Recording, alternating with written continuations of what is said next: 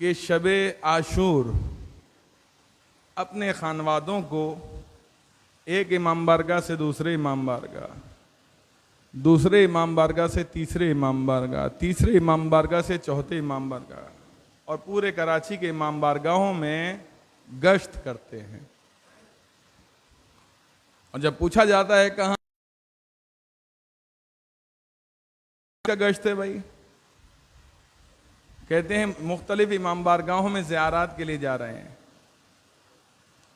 सवाल, क्या शब आशूर इमाम हुसैन ने इस तरह गुजारी थी?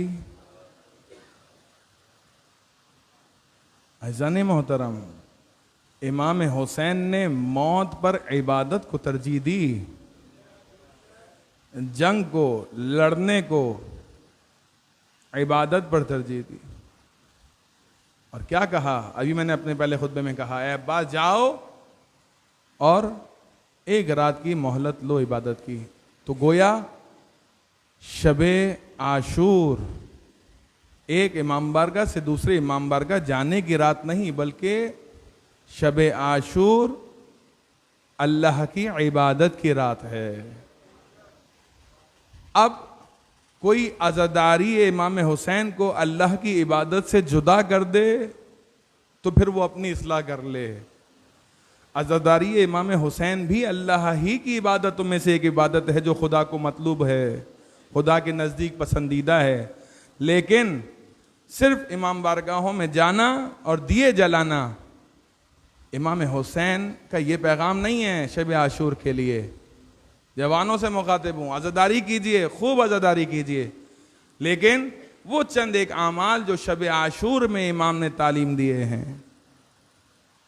इमाम ने शब आशूर इबादतें तो की थी ना, इबादत भी की है। तो क्या चाहते हैं आपसे कि आप भी शब आशूर ऐसे ही इबादतें करें जिस तरह से इमाम हुसैन ने शब आशूर को इबादतों में गुजारा था। मजलिस भी बर्पा करें, अज़ादारी भी बर्पा करें, जुलूस भी बर्पा करें, लेकिन अल्लाह की इबादत के साथ। चूंकि वक्त नहीं कि तफसील से बयान करूं, मफातिहुल जिनान में शब आशूर के अमाल मौजूद हैं।